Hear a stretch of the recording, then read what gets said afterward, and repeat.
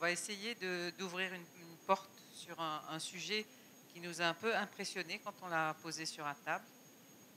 IoT, qui ça veut dire pour Thierry, qu'est-ce que c'est?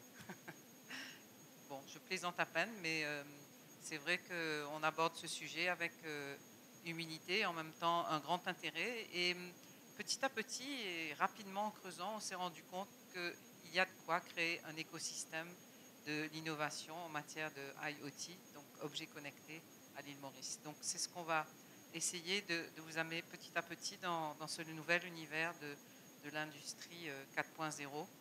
On va essayer de rester factuel, de donner la parole d'abord à Thierry Colette, notre guest speaker, que je vais appeler. Merci.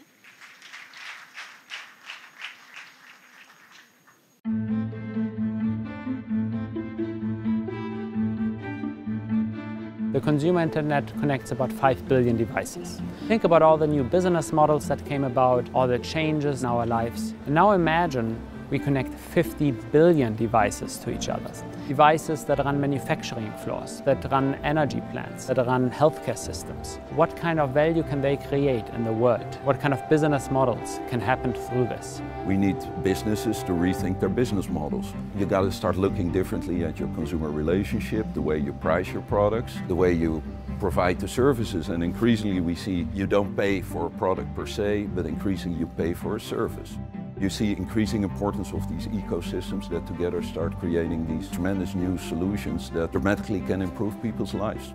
We can really increase the utilization rate of products. Today, the utilization rate of cars is maybe 15%. Half of the time is used to search for parking spaces or standing in traffic jams. Using data and software, we will be enabled to automate driving. We will bring up the utilization rate, and I think the same might happen to the industry. We will see devices that no longer fail or are repaired before the failure happens. And that will change the way that we buy products, that will change the way we rent products, that will change the way we think about products.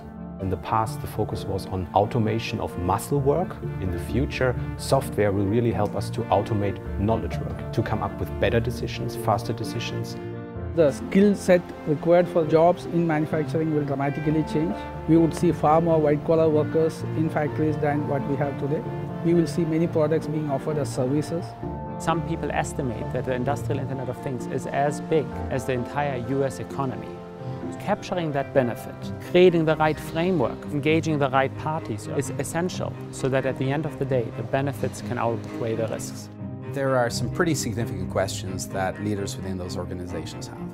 By coming together and sharing perspectives and understanding how others are thinking about these issues, they can collectively come up with better approaches to be able to create the enabling environment, as well as individually walk away with a more informed position to make individual decisions. The ability to rethink products and services, reinvent business models, and retrain and retool the workforce. Doing this and more will be important to make sure that this trend, the industrial Internet of Things, doesn't just deliver the business and economic advantage, but also the human advantage. It's the people behind it that have the power to make it truly transformative.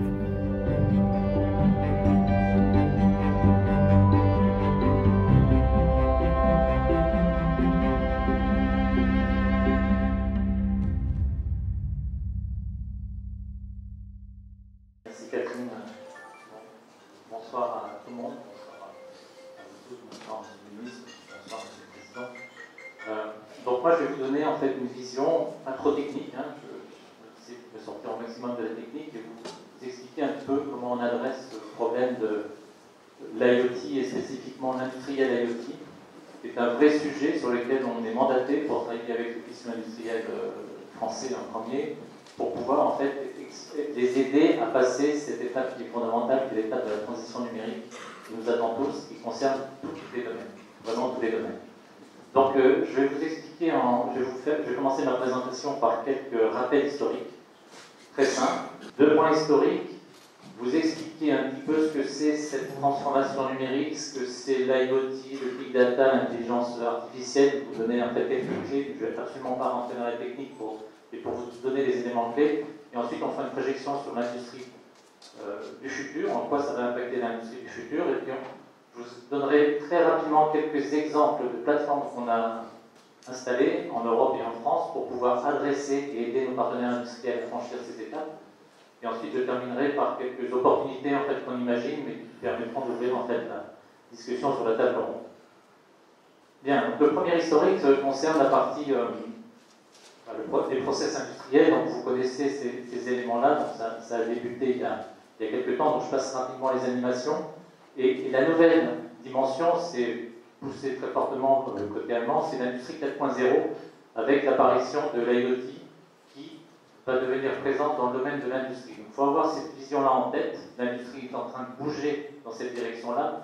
Donc même si on est sur une entreprise, une PME, avec des systèmes de production qui ne sont pas forcément avant-gardistes, il est important en fait d'analyser ce que va apporter cette transformation digitale et d'imaginer éventuellement de nouvelles choses, des améliorations du process de fabrication et éventuellement de nouveaux services. Donc ça c'est important et ça concerne vraiment tout le monde et dans l'ensemble des entreprises. Au niveau national, encore une fois, les PME qu'on est allé voir de manière locale, on les aide à connaître un peu les enjeux et ce que ça permettra, cette transformation numérique au sein de leur business, au sein de leurs entreprises. Donc c'est important, l'évangélisation de ce type de technologie au sein du tissu industriel national, en tout cas pour ce qu'on fait côté français, est fondamentale et nécessaire pour que tout le monde soit conscient de la transformation qui est en train d'arriver, cette transformation numérique. Alors, comme je le disais hier, c'est un peu comme l'arrivée du chemin de fer en France, c'est-à-dire que ça a révolutionné énormément de choses. Il ne faut surtout pas rester sur le quai, il faut en profiter, il faut imaginer ce qu'on peut faire avec. Alors, je vais commencer par un schéma un petit peu technique, mais rassurez-vous, ça sera le seul. Juste un peu d'historique. En fait, on a eu la révolution électronique et la révolution informatique qui ont existé pendant un certain temps et sur lesquels, en fait, on a eu les deux mondes qui ont très peu communiqué entre eux. L'informatique a avancé de son côté et l'électronique, avec les nouveaux processeurs, les nouveaux capteurs, a avancé de son côté. Donc ça, c'est ce qu'on a connu dans les décennies précédentes. Ensuite, dans les années 90, c'est arrivé le web. On a tous connu, quasiment tous connu autour de la salle, l'arrivée du web, donc était quand même un élément différenciant et qui a marqué en fait une transformation. Donc ça, c'est le premier élément. Et ensuite, et ce qui se passe aujourd'hui, il faut l'intégrer, c'est finalement la capacité de mélanger la partie matérielle et la partie logicielle entre elles, et être capable en fait de finalement connecter le monde physique, qui est représenté par le monde matériel, qui permet de se connecter au monde physique, et le monde virtuel qui est côté informatique. Et donc aujourd'hui, l'Internet des objets, ce qu'on appelle encore les Cyber Physical Systems, désolé pour les acronymes, mais bon, je vous informe que ce nouveau nom arrive, c'est la capacité d'un système dans son ensemble de pouvoir connecter le monde physique directement au monde digital. Donc un exemple très simple, une entreprise aujourd'hui qui a un process de fabrication, comment ça se passait avant, enfin, comment ça se passe encore dans beaucoup d'entreprises. On a d'un côté le modèle numérique de fabrication et on a le process de fabrication. Et on faisait des prélèvements par échantillon pour vérifier en fait la conformité de ce qui a été produit par rapport au modèle. Là, avec l'arrivée de ces nouveaux capteurs, de ces nouveaux senseurs, on peut directement les mettre sur la ligne de production et en temps réel regarder l'évolution du process de fabrication en fonction de ce qui est mesuré sur la pièce. Donc c'est directement un couplage entre le monde physique, l'observation des objets manufacturés, et le monde virtuel, c'est-à-dire le modèle physique. Donc ça, c'est un exemple. Un autre exemple, aujourd'hui qui arrive, c'est le véhicule autonome. Le véhicule autonome, en fait, c'est un véhicule qui se balade de manière automatique, ou qui se baladera de manière automatique, se connectant au modèle virtuel qui est la cartographie de la carte, par contre, par rapport à son environnement et à un certain nombre d'objets qu'il doit éviter. Donc ça, c'est des exemples de cyber physical system qui permettent en fait de faire la connexion entre le monde physique et le monde informatique. Donc ça, c'est une évolution majeure et ça change énormément de choses dans les développements technologiques sur lesquels on travaille. Bien, alors, tout ça, ça constitue une chaîne de l'information, une chaîne des données. Donc, vous avez compris, le monde physique, avec les cyber physical systems qui vont transformer l'information physique en information digitale. Ces informations, ces capteurs vont apporter énormément de données et ça va créer le monde du big data. Et ensuite, oui, je vais mettre en route le diaporama, pardon. Donc voilà, les cyber physical systems avec l'arrivée du monde physique connecté au monde informatique. Ensuite, tout ça, ça va créer un ensemble de données qu'on va agréger et on va déployer des mécanismes d'intelligence artificielle autour de ces données-là pour vendre des services in fine. Donc il faut bien intégrer en fait la forte connexion entre le monde physique, encore une fois, et le monde des services. Et donc on peut résumer de la manière suivante avec envers des objets qui sont connectés au monde physique, des calculateurs qui sont distribués déjà dans les bâtiments, dans le cloud, etc. Et ensuite des services qui vont s'exécuter sur ces éléments-là. Donc ça, c'est vraiment la transformation qui est en train de se passer. Et la transition digitale, la transition numérique, c'est ça, c'est le couplage entre tous ces éléments-là. Alors, avec un exemple un petit peu compliqué qui vient d'Europe et que je vous ai mis ici, ce qu'il faut bien comprendre, c'est qu'on voit sur la droite, sur la gauche, la partie rouge, ce sont de nouveaux services qui vont se déployer, qui vont arriver. Et ces nouveaux services, en fait, ils vont s'appuyer sur de la prise d'informations quasiment en temps réel sur le monde physique. Donc, c'est tout ça qui est en train d'évoluer. Et donc, forcément, ça concerne tout le monde. Ce n'est pas un industriel seul qui est capable d'adresser l'ensemble. C'est les industriels qui sont proches du monde physique, les industriels qui sont opérateurs de réseau, les industriels également qui seront éditeurs de logiciels, les industriels qui sont dans le domaine des infrastructures et également les industriels qui vont vendre des services. Et donc tout ça, ça n'est plus l'entreprise seule qui peut réfléchir à ça, mais c'est un collectif qui doit s'organiser pour pouvoir répondre à ces enjeux-là. Alors, donc ça nous conduit à un premier élément, c'est on va vers l'usine connectée. Donc vous l'avez compris, la fusion entre le monde virtuel, les modèles mathématiques, l'informatique et le monde réel. Donc ça, c'est un élément clé, il faut l'intégrer. Le deuxième, c'est ça pousse un décloisonnement des métiers, c'est-à-dire qu'il y a énormément d'évolutions et de nouveaux métiers et de nouveaux challenges en termes de formation, parce que finalement, l'informatique va arriver dans le domaine de l'usine, et donc il faut forcément que les gens comprennent cette technologie-là et puissent être aidés et épaulés pour pouvoir être capables de faire fonctionner les systèmes. Donc ça impacte vraiment tous les métiers. Ensuite, et c'est fondamental d'y penser, donc les industriels qu'on a rencontrés n'y pensent pas forcément, et on les aide à avancer dans cette voie-là, il est nécessaire d'imaginer ce que les données peuvent leur apporter comme nouveaux services. Donc ça, c'est un élément clé. On a un exemple d'un industriel qui fabrique des machines d'outils, mécanique, c'est de la tôlerie, donc c'est très mécanique. Et aujourd'hui, il est en train de réfléchir à un système qui va être capable d'agréger des données pour pouvoir vendre, en plus de sa machine, des services. Donc sa machine, il la vendra pas forcément moins cher, il la vendra le même prix, par contre il la vendra mieux, il sera plus compétitif au niveau international, parce qu'en plus, il va vendre un service qui sera effectué grâce à toutes les données qu'il aura pu accumuler dans le passé, et qui va être un enabler pour pouvoir rentrer dans le marché. Donc ça, c'est des éléments importants qu'il faut avoir en tête. Dans toutes vos industries, la réflexion autour des données qui peuvent être agrégées dans les processus de fabrication, c'est une vraie valeur, c'est votre valeur, et vous pouvez à terme imaginer des services autour de ça. Ensuite, tout ça, ça a un impact, je ne vais pas rentrer dans les détails, mais vous voyez bien sur le suivi de la production, sur la logistique d'approvisionnement, sur la maintenance des systèmes, la maintenance prédictive est possible grâce à ces systèmes aujourd'hui, donc ça, ce sont des éléments clés. Et ça a également des impacts sur la consommation d'énergie et l'optimisation de la consommation d'énergie dans les systèmes, les bâtiments notamment. Donc, il faut intégrer tout ça. Donc, on va mettre de l'automatisme, on va mettre énormément de capteurs qui vont capter les informations du monde physique, et ça va permettre en fait de faire d'impacter sur tous ces éléments-là, et bien plus. Et un point important, c'est tous les industriels avec lesquels on a travaillé, il faut analyser leur process, il faut discuter avec eux, parce qu'ils connaissent forcément très bien leur process, et on ne peut pas dire que ce qu'on a appliqué à un industriel sera valable pour un autre. Il faut analyser le maillon faible, en fait, chez cet industriel, être capable d'apporter des éléments différenciants pour qu'il puisse être rentabilisé un investissement dans le domaine de l'IoT. Alors, un autre point que je voulais, on ne va pas regarder les détails, mais ayez conscience qu'au niveau européen, donc ça, ce sont des manipes européennes qui ont été faites, financées par l'Europe, entièrement financées par l'Europe, pour l'IoT dans le domaine de la ville connectée. Donc on avait, dans ce cas-là, des partenaires qui savaient précisément ce qu'ils voulaient, donc des utilisateurs finaux, des partenaires qui avaient des solutions à proposer. Nous, acteurs de R&D, on a proposé un certain nombre de solutions, on nous a demandé de piloter ce programme-là, européen, qui était en plus couplé avec le Japon, donc il y avait des expérimentations en Europe et au Japon. Et donc là, on a développé une plateforme expérimentale pour que les industriels du consortium, ils étaient très nombreux, puissent voir ce que ces technologies de l'Internet des objets leur apportent par rapport à ce qu'ils souhaitent faire.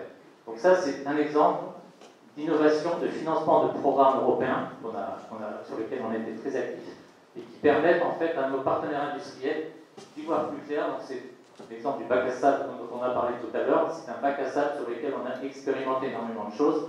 ce qui nous a permis, en fait, ça a permis à certains des industriels de passer à la phase industrielle par la suite. Donc ça, ce sont des choses qui sont possibles, et c'est nécessaire de le faire de manière collective.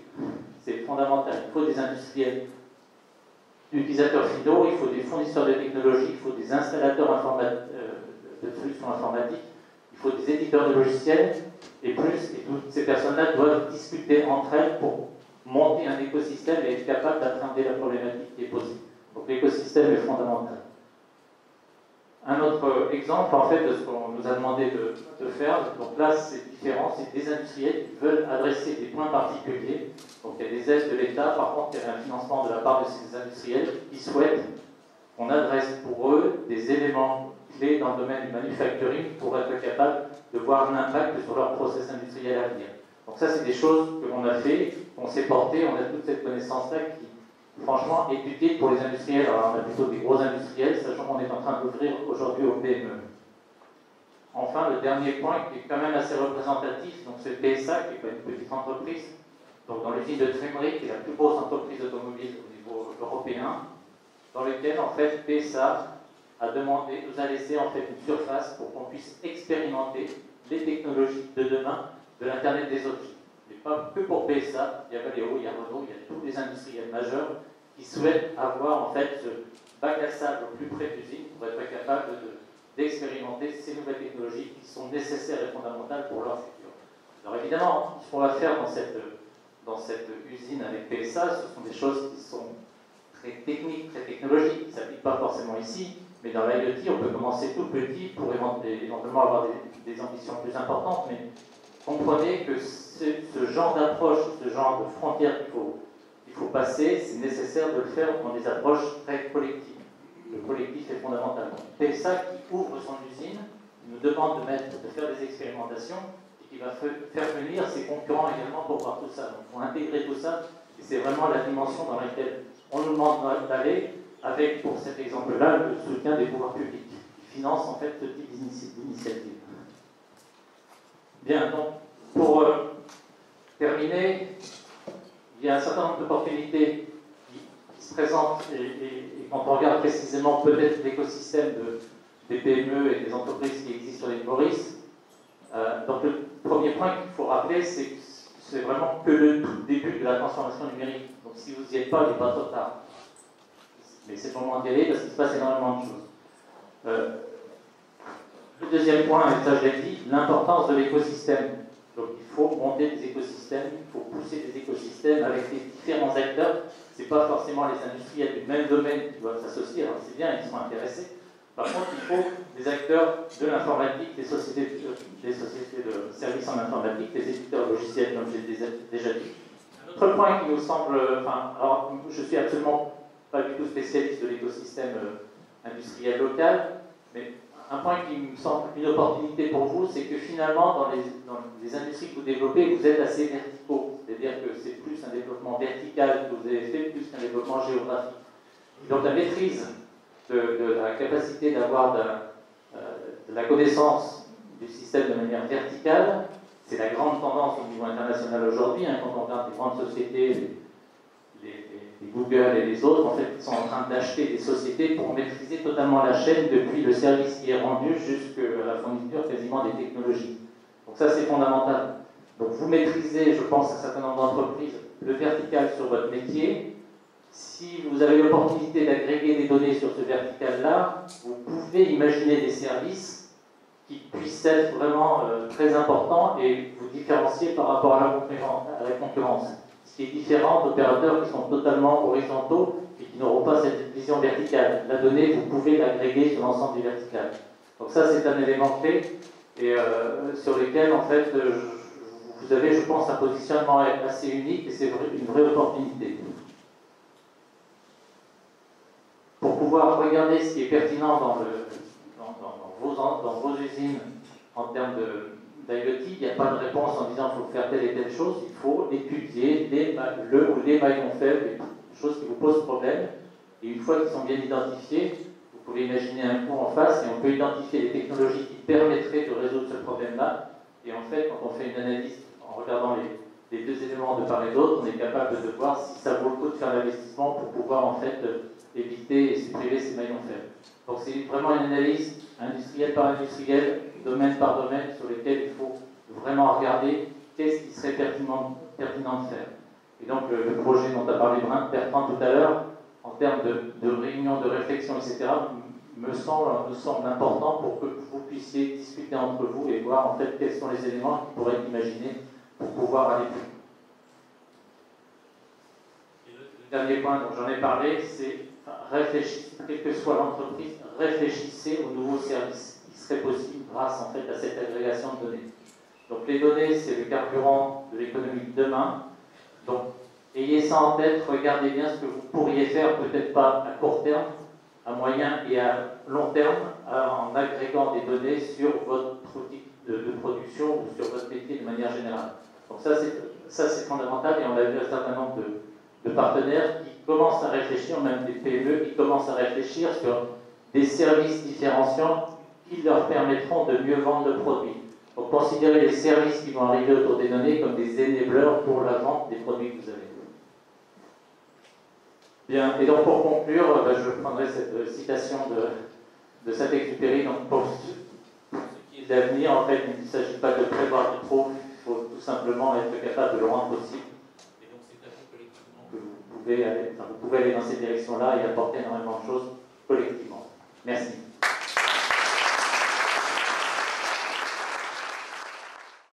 Mettre une vague sur un poulet qui est capable de faire de la localisation et voir si le poulet marche correctement, c'est des containers évidemment, ça permet aux partenaires, il y a eu une expérimentation qui a été faite dans une vague de localisation GPS, et ça permet de voir s'il y a une quantité de poulet, un pourcentage de poulet qui ne marche pas suffisamment, etc. Donc ça permet en fait à l'éleveur d'avoir un suivi sur son élevage de poulet. Sur ce cas-là, il y a des expérimentations qui ont été faites et l'industriel est en train de réfléchir pour savoir s'il passe à l'acte pour pouvoir mettre ça à l'intérieur de son élevage de poulet. Donc ça c'est même un exemple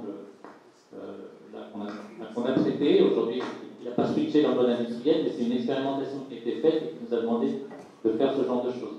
On a énormément de demandes pour la géolocalisation, notamment dans des usines d'outils.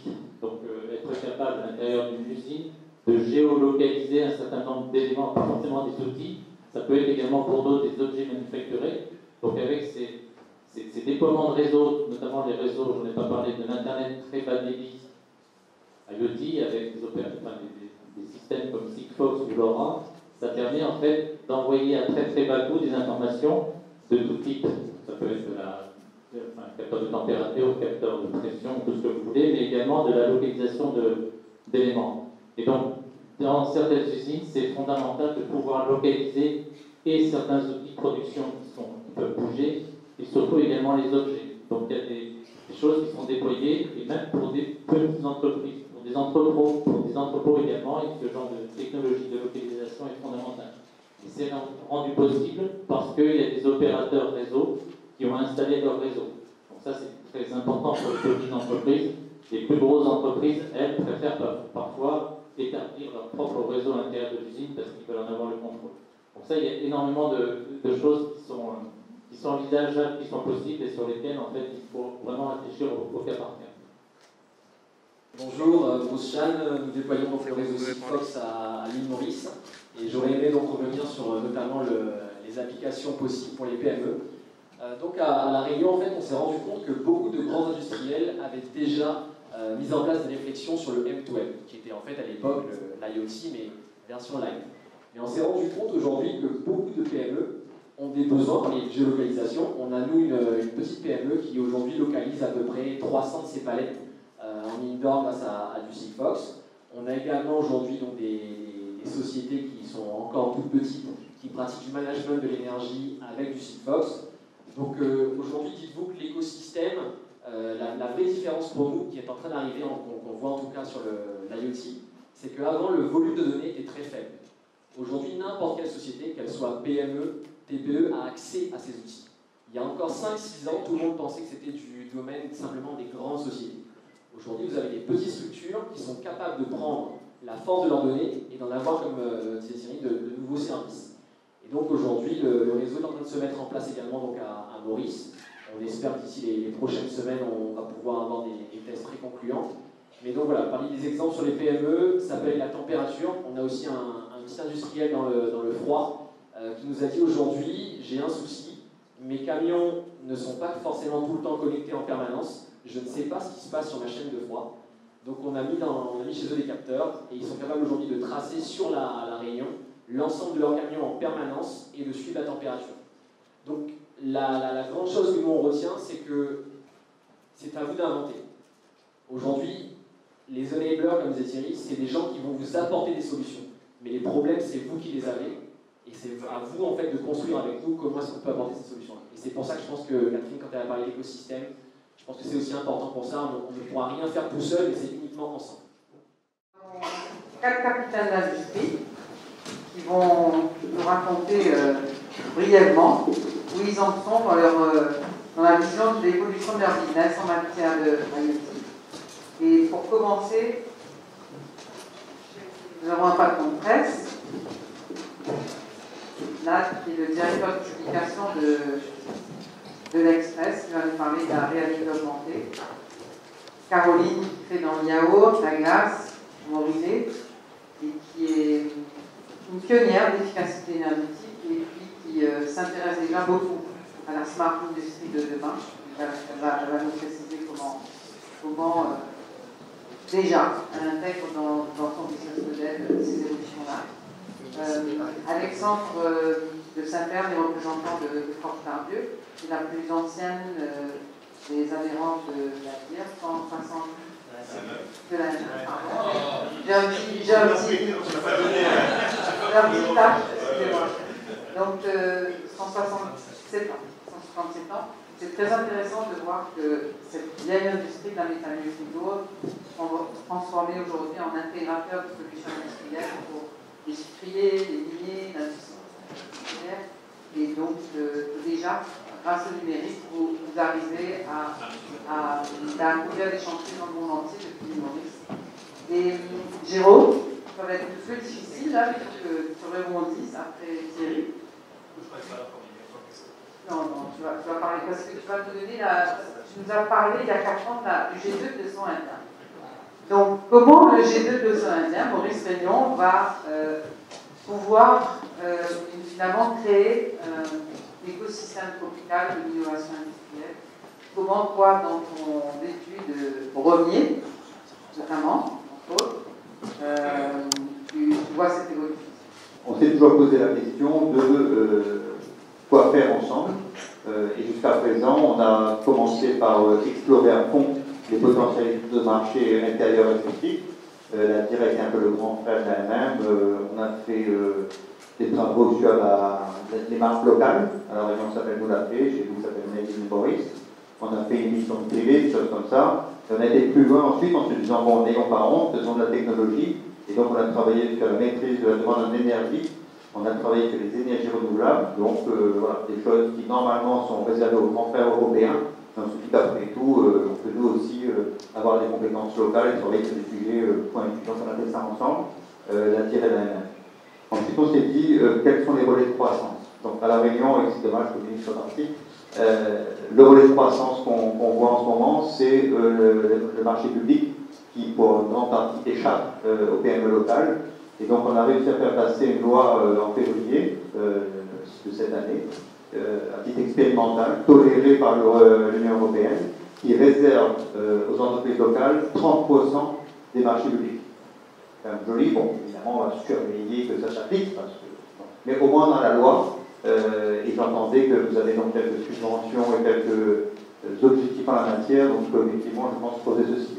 Et le marché intérieur, le vote est limité à 1 200 000 et quelques habitants, le nôtre 850 000, donc ça reste des petites choses, 2 millions à 2. Donc évidemment, très rapidement, on s'est dit, bon, il faut sortir et aller conquérir. Bon, vous êtes beaucoup plus compétents que nous en commercial, notamment en matière commerciale stricte. Et donc on a obtenu de votre part, le gouvernement mauricien, donc avec les corrections, je dois dire, le ministre des Finances qui était venu chez nous. Voilà. Donc, qui avait, maintenant, d'accord, et qui avait accepté pour la première fois, c'était une grande première à ma demande, que je suis des fois un peu j'ose, et je lui ai demandé d'accepter dans une délégation mauricienne des Réunionnais.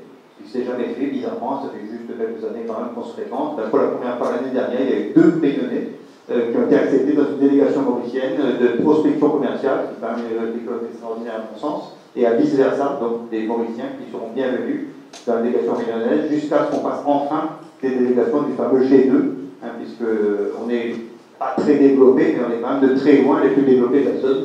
Donc on peut s'arroger le titre de G2 de l'océan Indien, que j'avais inventé il y a quelques années de cela, qu'on a co-cultivé.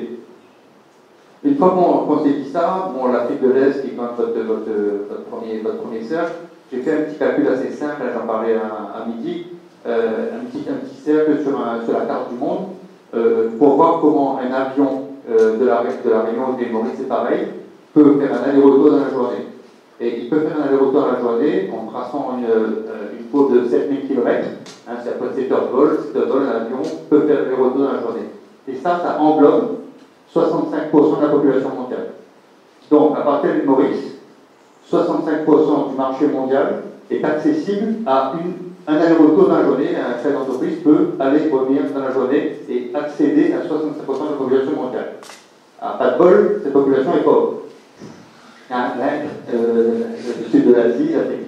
Mais cette population pauvre, on peut supposer qu'il y a à peu près 1% de riches. 65% de la population mondiale, c'est 4 milliards d'habitants. 1% de riches, c'est 40 millions. À comparer à nos 2 millions, il y a un petit marché. Deuxième problème, ces gens-là produisent à bas coût. Et ça fait le lien avec le sujet d'aujourd'hui. Nous sommes condamnés à l'excellence.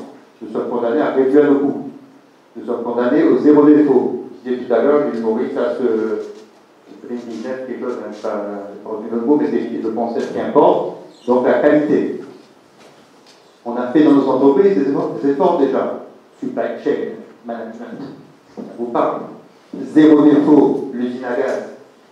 Donc si aujourd'hui on arrive à avoir une approche globale du client au fournisseur au pluriel, en passant par le process, la comptabilité, les commerciaux, la GMAO, etc., à travers ces fameux objets connectés, je pense que ce que vous disiez est tout à fait juste, comme nous avons nous un process de bout en bout, et bien forcément le taux de valeur d'économie potentielle qu'on a est maximal. On doit se débrouiller de manière autonome puisqu'on est loin de tout.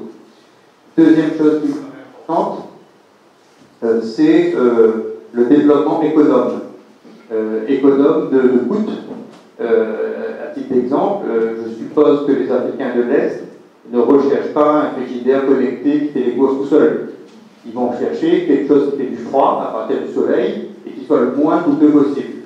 Donc, on peut avoir des centres de recherche et développement dans les DOM, Réunion Maurice, spécifiques à ces marchés spécifiques et qui, a priori, pour l'instant en tout cas, ne seraient pas trop cotisés par l'Europe du Nord, parce qu'ils ont plutôt la philosophie de la course en avant, toujours plus techno, toujours plus cher, toujours plus vite, toujours plus tard. Et nous, peut-être qu'on va faire piano pour nos marchés à nous. Donc voilà, l'innovation adaptée à la cible qu'on vise. Ça me paraît quelque chose de très novateur.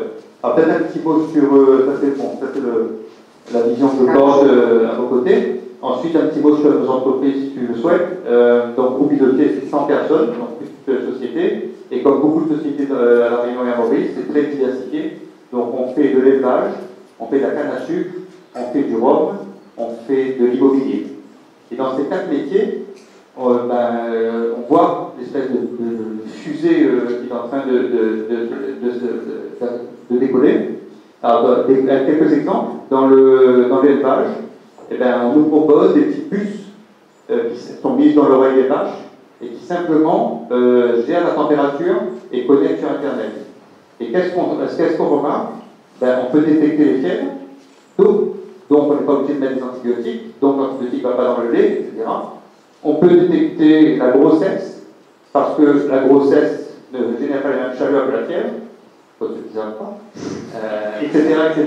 Donc des petites choses ultra simples, des connexions simples, avec des conséquences énormes. Parce que jusqu'à maintenant, fouiller les vaches tous les jours pour vérifier si elles sont enceintes ou pas, le personnel, la difficulté, etc., etc. Donc vraiment des progrès. Canne à sucre, canne à sucre, drones. Les drones maintenant sont géolocalisés, ils ne bougent plus, pardon, ils font leur carré sur les cannes.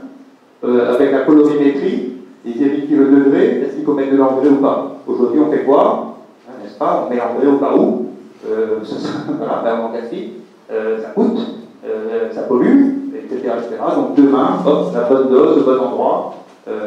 Ça c'est juste l'agriculture, hein. Pourtant c'est un métier quand même pas très avant-gardiste, mais bon, on voit que bon. Immobilier, expliquer à un client un plan auquel il ne comprend rien, l'archi qui ne sait pas expliquer. Donc maintenant, réalité virtuelle, les casques, on fait visiter le plan avant construction, on modifie, Donc on est vraiment déjà dans cette industrie du futur 4.0. Et dans les Roms, en 1987, on avait implanté notre premier automate TX17 avec cartouche EPROM, on était super fiers de nous. Mais bon, globalement, ça ne fait pas grand-chose, si ce n'est piloter un process. Aujourd'hui, on est passé à l'étape où la GMAO, etc., sont pilotées par l'ordinateur. Et demain, ça va venir, on a, dans le process du ROM, on a une partie de fermentation qui est aléa libre. Et on a des problèmes dans la pluie tombe, ça dilue un peu, donc la qualité n'est pas 100% constante. Donc on aura à un moment donné, prévision météo, modification de recettes automatiques, suite par rapport à la pluie qui tombe, et tout ça va être connecté. Voilà. Et à titre personnel, je vais conclure, que je ne m'invite pas à être trop long, mais je suis un peu bavard. Mon rêve à moi, c'est que le jour où ma bouteille est vide, il y a un petit dossier connecté dans le fond de la bouteille qui dit au client, il y a un service 24, on peut vous livrer à 23h le samedi soir. Bravo! Voilà.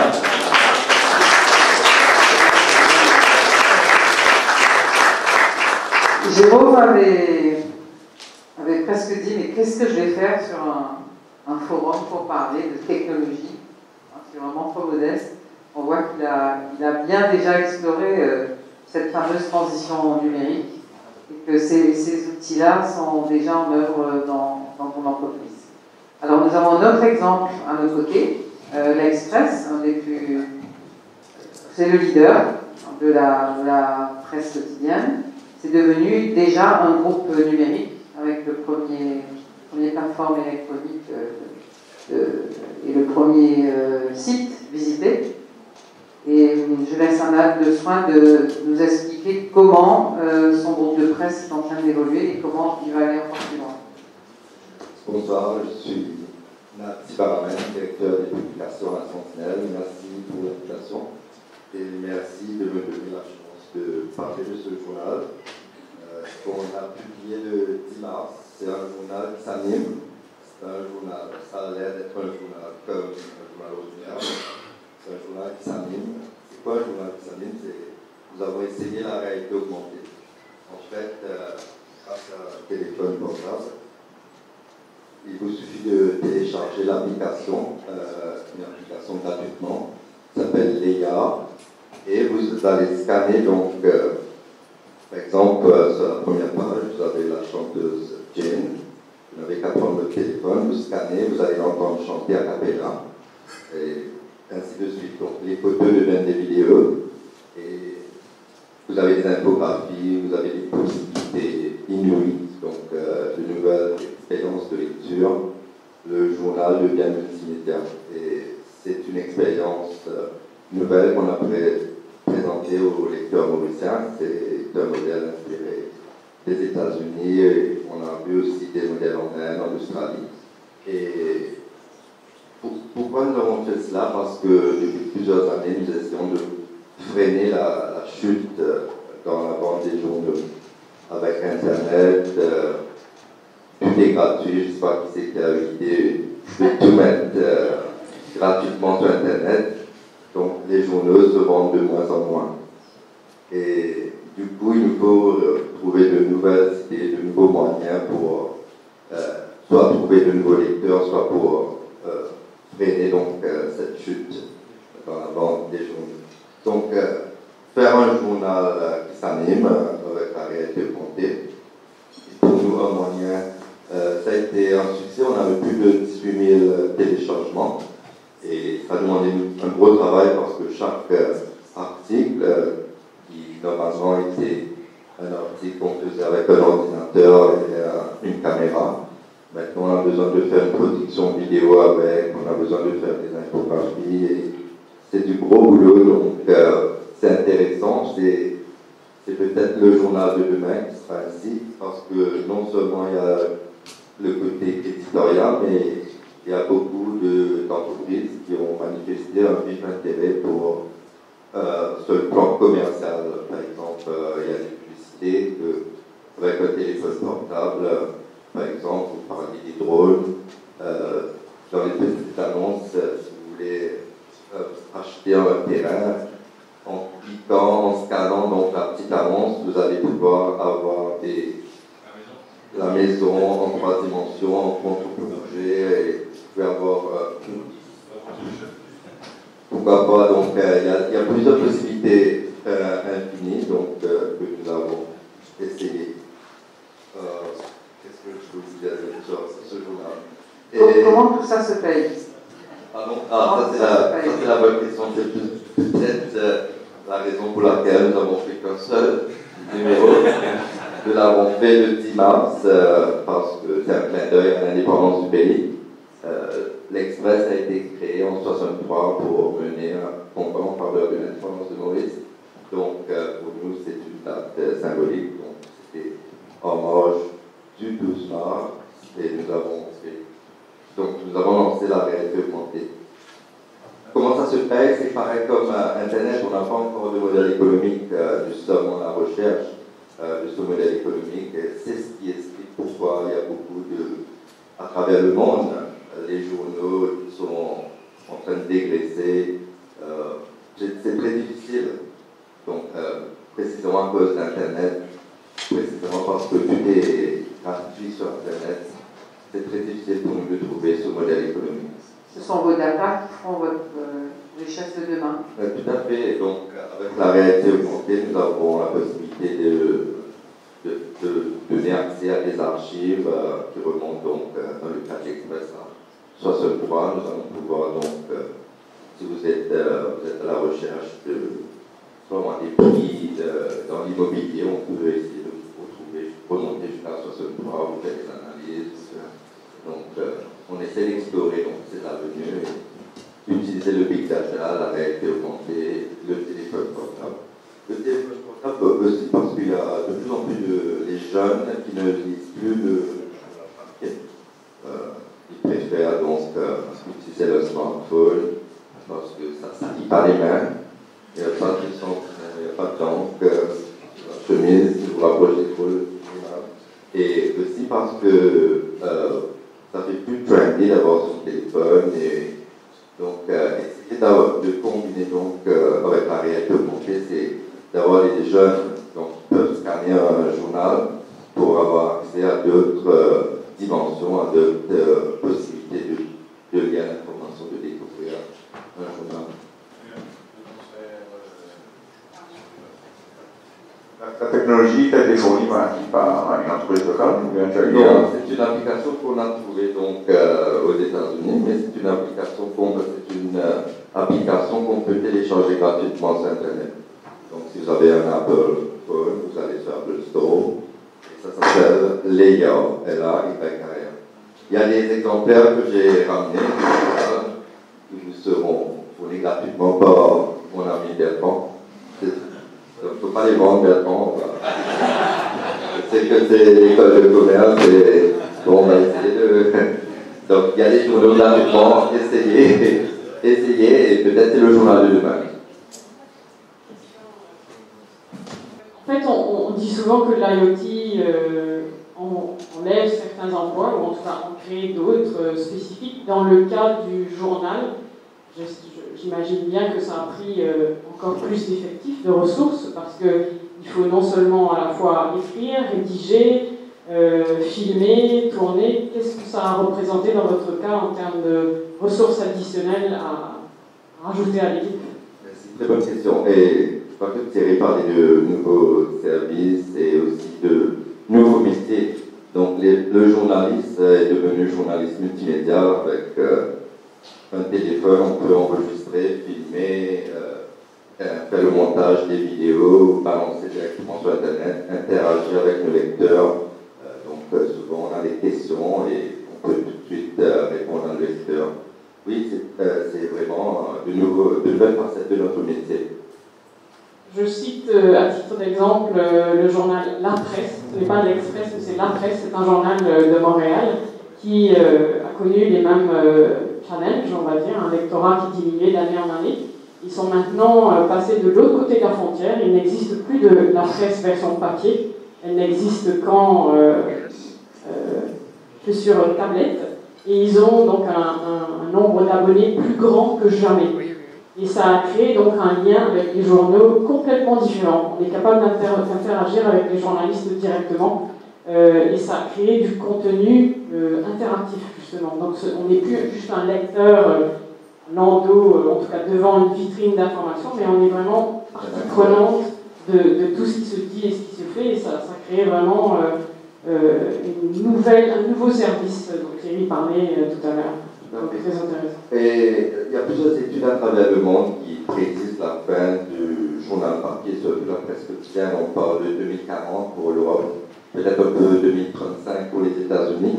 Et c'est-à-dire que les gens vont plus acheter le journal papier sur la fin donc, de l'imprimerie. Mais à mon avis, je pense que ça sera pas avant 2050. Donc nous avons encore un peu de business. Je travaille pour une entreprise qui est une vieille dame, qui a 167 ans, qui est dans un métier qui est dans l'ingénierie mécanique, l'électrique et l'automatisation.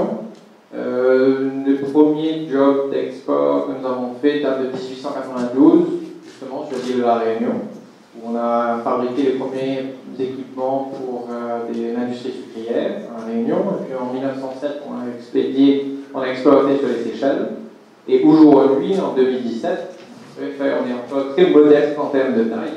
À l'échelle internationale, on a 82,7% de notre chiffre d'affaires qui est fait hors de Maurice.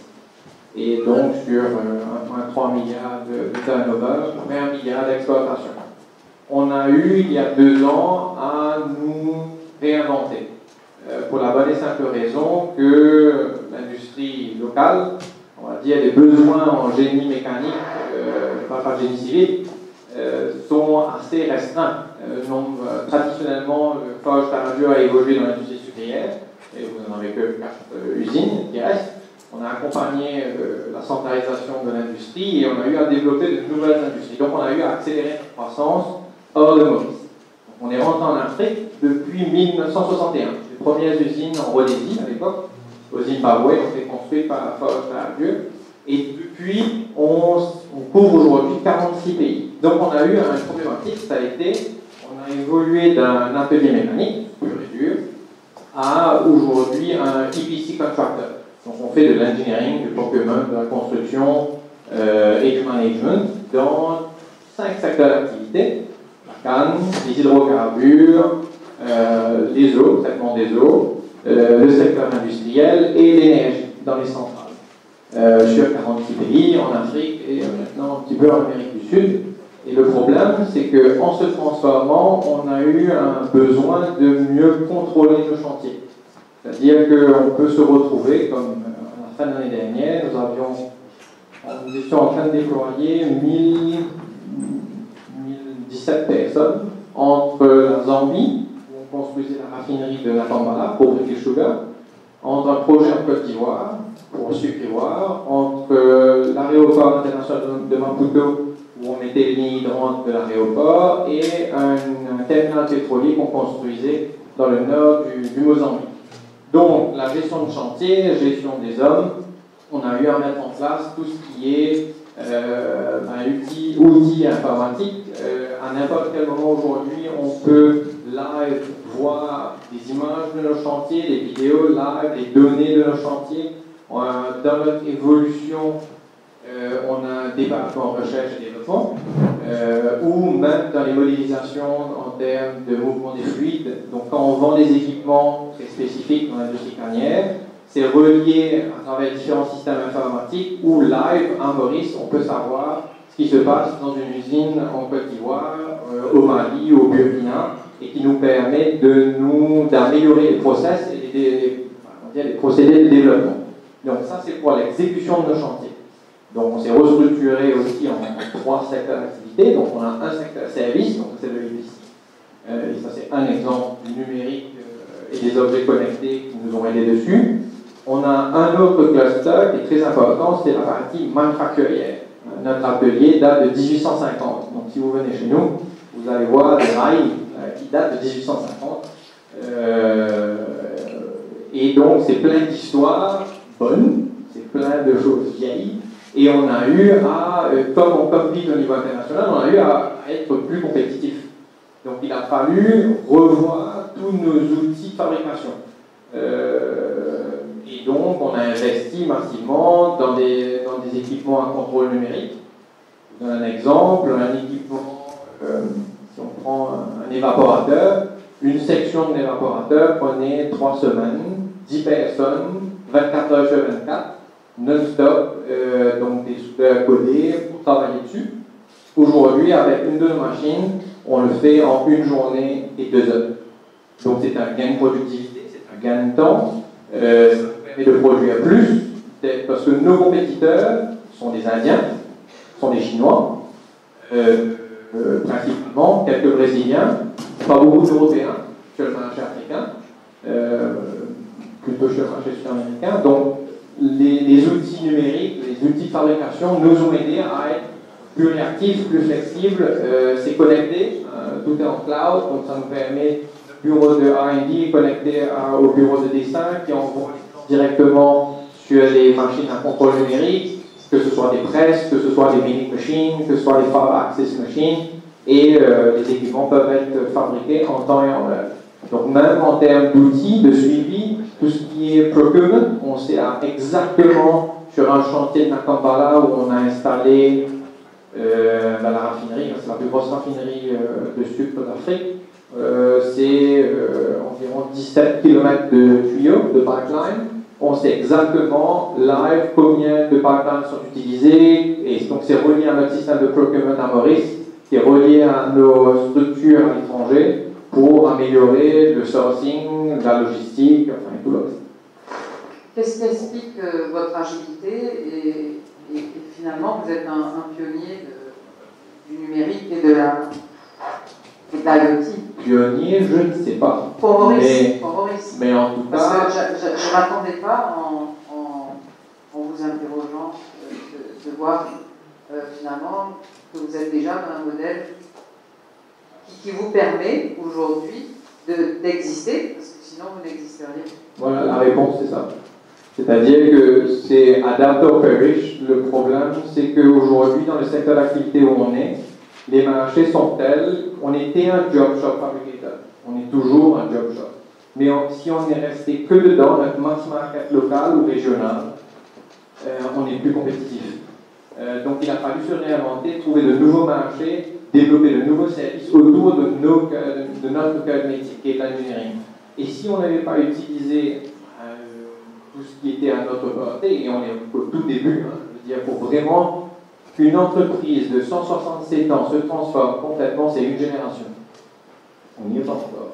Mais disons que c'est une question de survie. Souvent, le changement, il est soit impulse organiquement en interne pour doper la croissance. Nous, au départ, ça a été pour, je ne vais pas dire stopper l'hémorragie, mais survivre. Et puis, de survivre, maintenant, pérenniser l'activité, se réinventer et croître de manière exponentielle.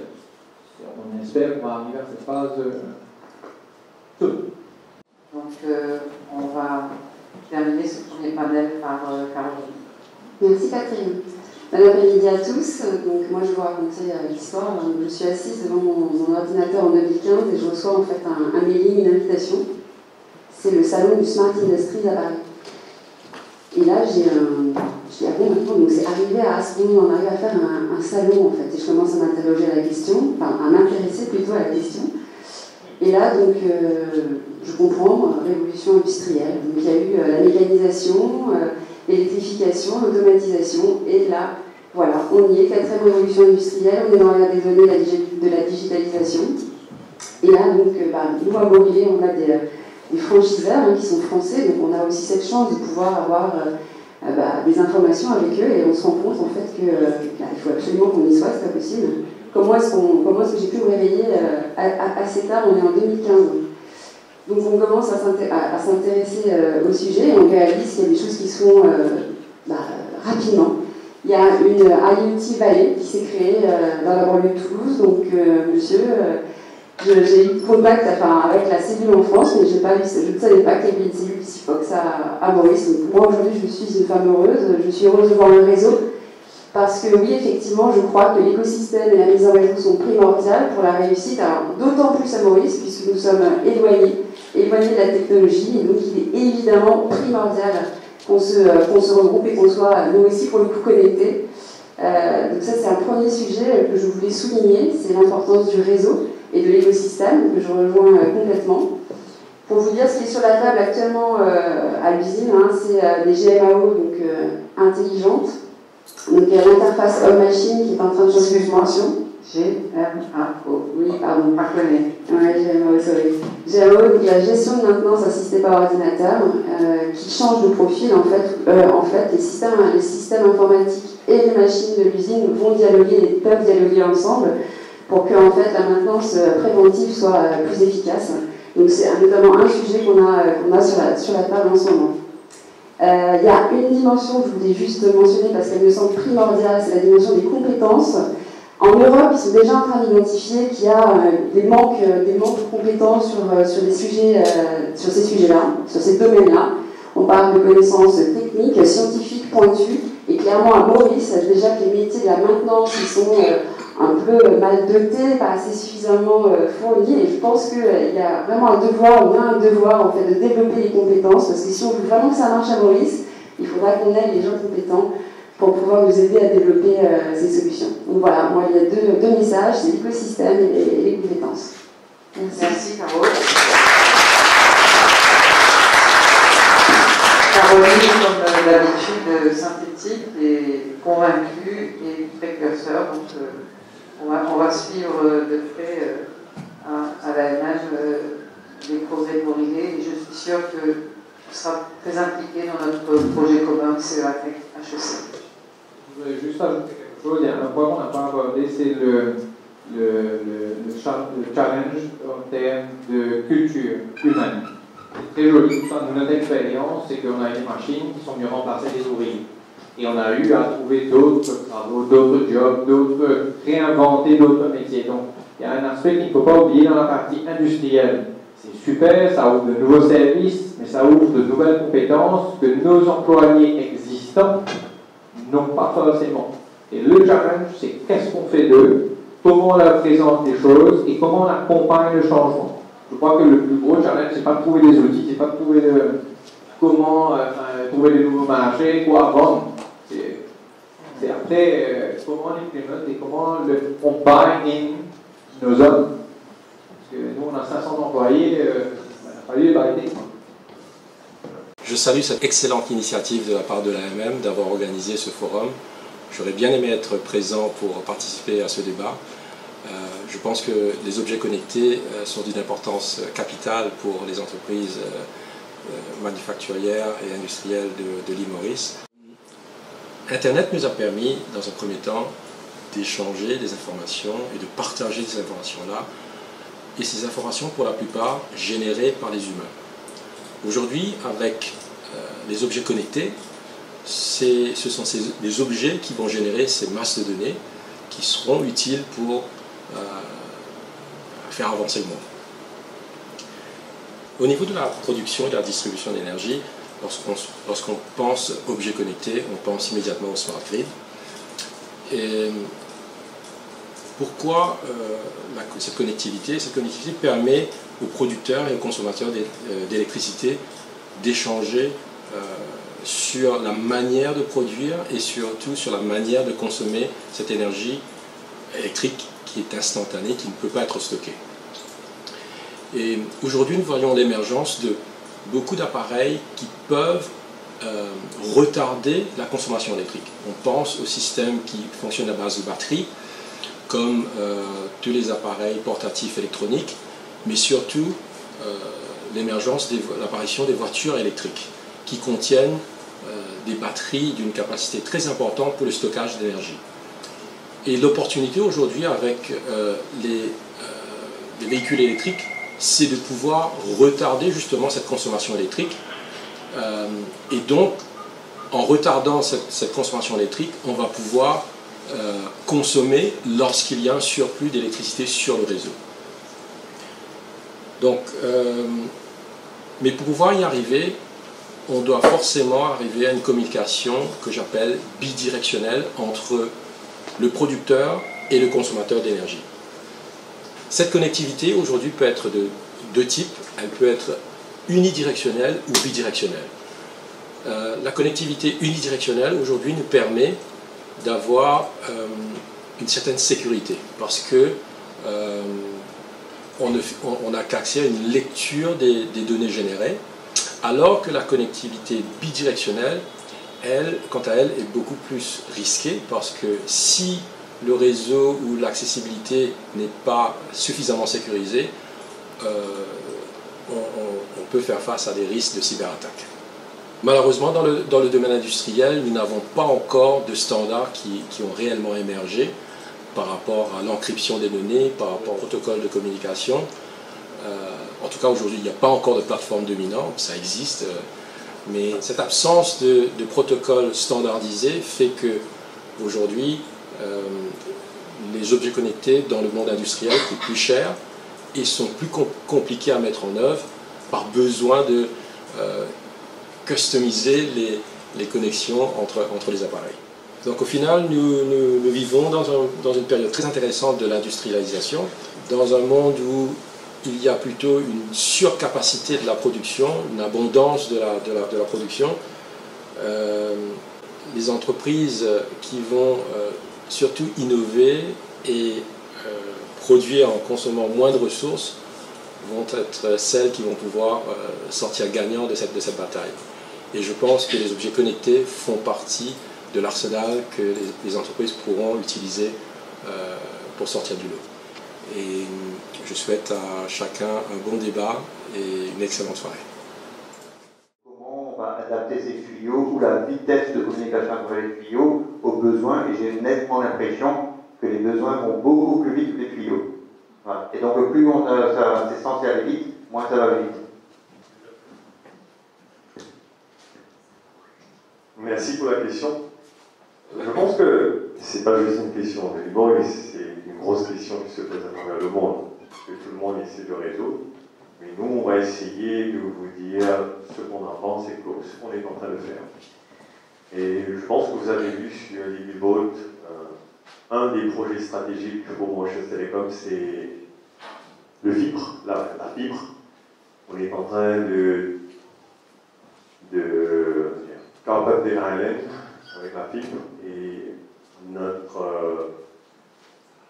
objectif, c'est d'ici la fin de cette année-ci de couvrir toute l'île. Ça, c'est un premier pas. Pourquoi la fibre? Parce qu'en termes de connectivité, de capacité, je pense que les possibilités sont illimitées même. Aujourd'hui,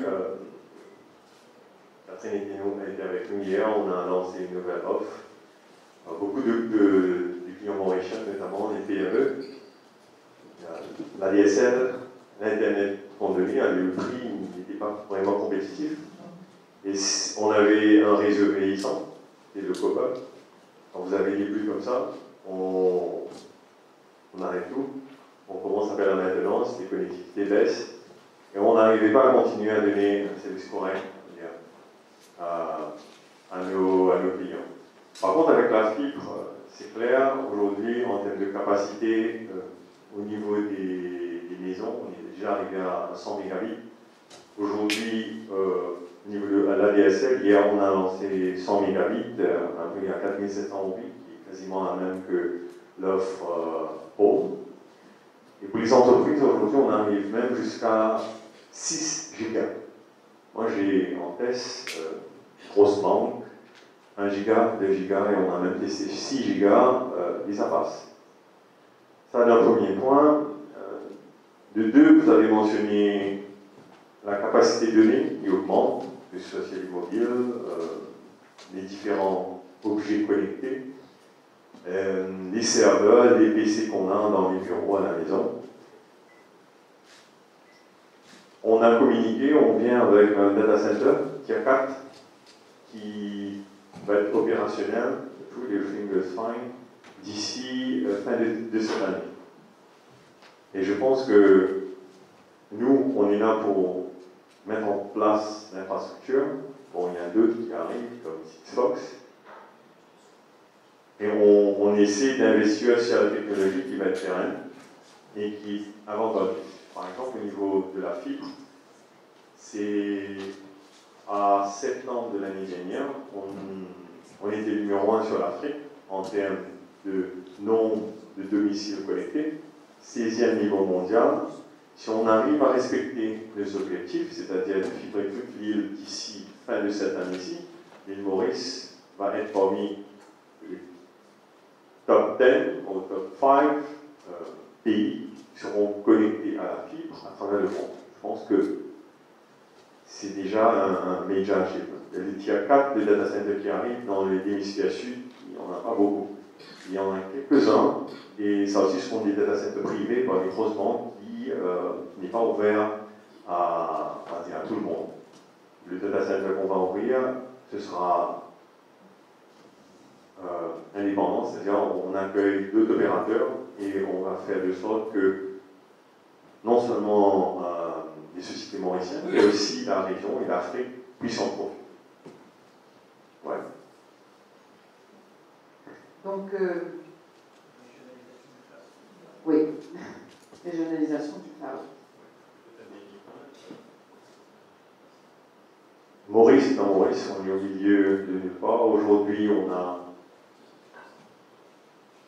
pour se connecter avec le monde, on a 2 connexions fibres, le CEP et le Lyon. Et je ne peux pas dire plus, mais il y a un 3e qui est, ça a été annoncé et ça a été budgété. Tout le monde travaille dessus, le gouvernement y croit très fort, nous aussi, et aussi la communauté.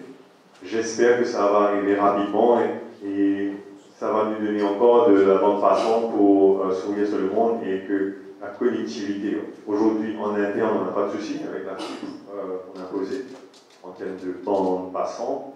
Et c'est vrai qu'en sortant pour se connecter vers le monde, c'est limité. Avec le 3e fibre qui arrive peut-être un 4e, ça va vraiment décoller. J'espère que ça arrive très très vite. Mais on y bosse. Je m'appelle Rina Sitouol, je travaille pour la société Aspect Mauritius, mais qui est en fait le groupe Robinson Technologies, qui pèse 3500 personnes, 250 millions d'euros de chiffre d'affaires. On est 120 sur Maurice et on a un pôle dédié à l'IoT. Et on est également présent à l'IoT Valley. Donc, je rejoins ce que vous disiez. On a un très fort partenariat avec Sigfox, puisqu'on travaille juste en dessous de vos étages. Et donc, on a un ancien industriel qui gère la partie IoT chez nous, qui s'appelle Emmanuel Gavache, qui est un ancien CEO de Capgemini Automobile, qui a une vision très industrielle de l'IoT et qui a réussi à démocratiser l'IoT, donc l'Internet des objets, où on ne parle même plus maintenant d'Internet des objets, on va parler même de connecter même la vie, puisque, donc après je ne vais pas effectivement rentrer trop dans la technique, mais on accompagne les sociétés et les industriels de passer à l'idéation vers de l'innovation digitale avec des méthodologies bien spécifiques pour créer en fait des objets connectés dans des business models pour ensuite créer également des nouvelles synergies en faisant des retours sur investissement aussi. Je sais que Christopher, hier autour de la table, avait extrêmement mal à la tête à la fin, donc je pense que ça a bien digéré et que voilà, il a d'autres business models en tête. Mais clairement, ce qu'il faut savoir au niveau de l'IoT, c'est que ça ramène des nouveaux métiers. Et effectivement, à Maurice, on est en grand nombre de compétences. Donc là, ça rejoint vraiment la partie formation qu'il faudra mettre en place. Mais d'ores et déjà, il faut savoir que nous, par exemple, alors beaucoup de personnes ne le savent pas, pour ne pas le citer, on travaille avec Essilor, Luxottica qui ont fusionné. Et donc, c'est nous qui faisons les verres connectés aujourd'hui sur Maurice. On a également créé une application mobile avec un scanner moléculaire. On a plusieurs innovations qui ont été primées au CES de Las Vegas. Donc c'est de nouveaux business models. On a les savoir-faire sur Maurice. Donc je pense qu'il faut les exploiter aussi sur l'industrie sur Maurice également. Donc voilà, on travaille aussi sur des technologies telles que Sigfox, L'Oral et d'autres. Mais clairement, il y a des nouveaux modèles économiques à exploiter et surtout de ne pas se retrouver demain dans des systèmes un peu ubérisants où on arrive et puis il y a une personne qui est venue et qui vous a cassé le marché. Donc, trop tard, vous êtes là à regarder ce qui est en train de se passer, alors qu'on aurait pu mettre en interne déjà des laboratoires d'innovation. C'est clair qu'à Maurice, on n'a pas les technologies, on n'a pas aujourd'hui les savoir-faire. Donc de toute manière, ça se fera avec certaines personnes très techniques, mais clairement, il faudrait qu'on le fasse aujourd'hui ensemble avec les ressources mauriciennes qu'on a déjà commencé à monter sur les IoT à Maurice. Voilà. Je vais rajouter un truc parce qu'en fait, on a beaucoup envie, nous, à Maurice, d'aller sur l'Afrique. Moi, j'ai vécu 7 ans en Afrique subsaharienne, sur tous les pays du monde aussi, mais beaucoup en Afrique. Et clairement, certaines technologies qu'on est en train de faire avec Maurice, avec des entreprises à Maurice, sont déjà en train d'être exportées en Afrique, notamment au Niger, en Côte d'Ivoire. On travaille aussi sur les hôpitaux connectés, donc c'est important de le savoir parce que souvent on a une idéation un peu de l'Afrique, mais il faut savoir que le train est déjà en marche et que nous on est déjà dedans, donc voilà. Donc j'espère que vous le prendrez prochainement et qu'on pourra le prendre ensemble. Je suis Christian Morel, directeur de la société Uniconsult. Dans une entreprise ici présente qui utilise Sycorax. Et j'ai une deuxième casquette qui est donc, je suis membre de la MICA, l'exécutif de la MICA, Mauritius IT Industry Association, qui comprend 40 sociétés informatiques, développement informatique, qui couvre tous les aspects, que ce soit réseau, matériel et logiciel. Et donc, nous accompagnons au quotidien les entreprises. Nous-mêmes, Uniconsult, nous avons une partie spécialisée dans tout ce qui est manufacturing, matériel d'entreprise pour tout ce qui est lean manufacturing, et des outils également qui permettent de faire le suivi de la production. L'objet connecté, pas encore beaucoup, mais ça va venir. On a en développement un produit MES, Manufacturing Execution System. Mais dans l'entreprise dans lesquelles nous intervenons, nous avons effectivement déjà les objets connectés. Je donnerai un exemple, une entreprise qui fait de l'injection plastique, qui mettait à peu près 6 semaines pour donner un échantillon à son client, le temps de faire les moules, etc. Aujourd'hui, le fait en 3 jours avec une imprimante en 3D. Donc là, on voit tout de suite le bénéfice et la performance de l'entreprise grâce justement aux objets connectés. D'autres entreprises permettent à leurs clients de suivre l'avancement de leur commande en temps réel. Donc ils peuvent savoir où en est la commande. Alors, il faut jouer la transparence bien sûr avec le client, mais c'est un gros avantage commercial parce que ça permet de dire on n'est peut-être pas moins cher que les concurrents, mais par contre on joue la transparence et vous savez exactement où on en est. Donc aujourd'hui, ce que je constate, c'est qu'il y a de réels besoins dans les entreprises à Maurice, et je vois qu'il y a en fait tous les acteurs nécessaires à la réalisation pour permettre aux entreprises de passer sur la planète des objets. On a effectivement des entreprises qui ont des besoins, on a des opérateurs comme Aztec qui a les outils, et il y a des opérateurs d'Amica qui permettent de développer toute l'informatique qui va avec. Et je pense que c'est un très joli projet parce que ça va permettre d'acquérir un vrai savoir-faire à Maurice pour toutes les entreprises, que ce soit pour les entreprises manufacturières qui vont permettre d'être plus performantes, mais aussi les compagnies qui vont accompagner ce processus-là et qui va en fait leur permettre ensuite d'aller exporter ce savoir-faire-là ailleurs. Et donc je pense que c'est un bénéfice important pour Maurice d'avoir effectivement des manufacturiers qui veulent être plus performants et de notre côté des opérateurs qui peuvent les accompagner et qui eux aussi vont bénéficier de cette démarche pour pouvoir aller exporter. Merci voilà. beaucoup Christian. Des questions?